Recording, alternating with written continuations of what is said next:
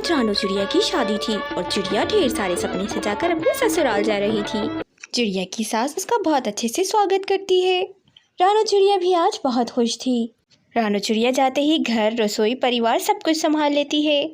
सब कुछ अच्छे से चल रहा था और चिड़िया गर्भवती भी हो गई थी। ये खुशखबरी सुनकर तो पूरा परिवार बहुत ही खुश था। अब रोज चिड़िया की सास उससे यही कहती रहती कि हमारे खानदान में पहला पोता होता है, तुम्हारा भी पहला बच्चा लड़का होना चाहिए। वे रानू चिड़िया अपनी सास से कहती है, माँ जी ये तो पुराने समय की बातें हैं, अब तो वक्त बदल गया है। आज के दौर में लड़का और लड़की दोनों बराबर हैं। जो काम लड़का कर सकता है वो लड़कियां भी कर सकती हैं।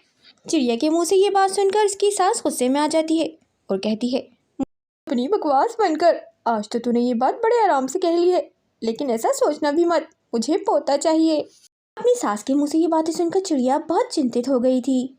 और वो दिन भी आ जाता है जब चिड़िया एक अंडा भी दे देती है। एक दिन चिड़िया की सास उससे कहती है, बहू मैं अपने होने वाले पोते के लिए कपड़े लेने के लिए मार्केट जा रही हूँ।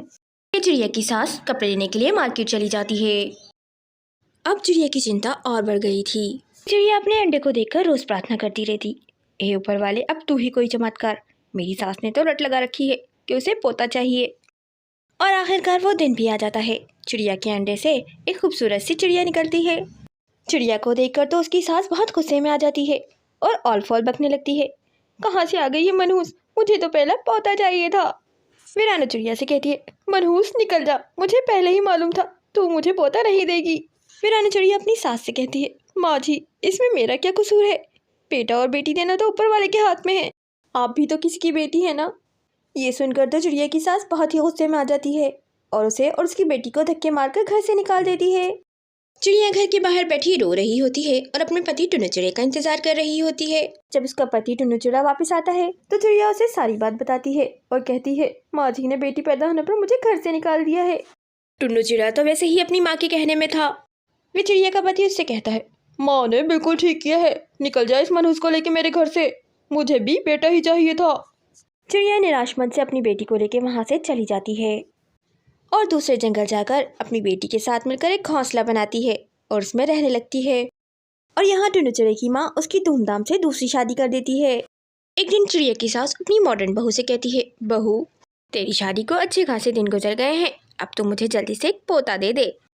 सुनकर तो टुन्नू की दूसरी बीवी गुस्से में आ जाती है और कहती है, अरे ओ बुढ़िया तेरा दिमाग तो खराब नहीं हो गया है, मैं इन बच्चों के चक्कर में नहीं पड़ूंगी, मेरा फिगर खराब हो जाएगा।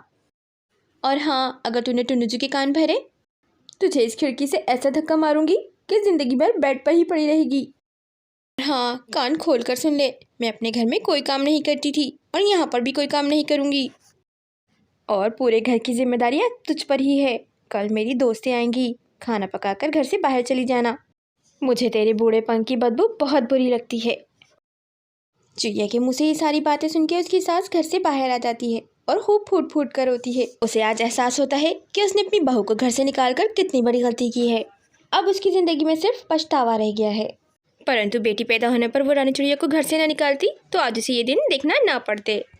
वीडियो पसंद आए तो वीडियो को लाइक और चैनल को ज़रूर सब्सक्राइब करें।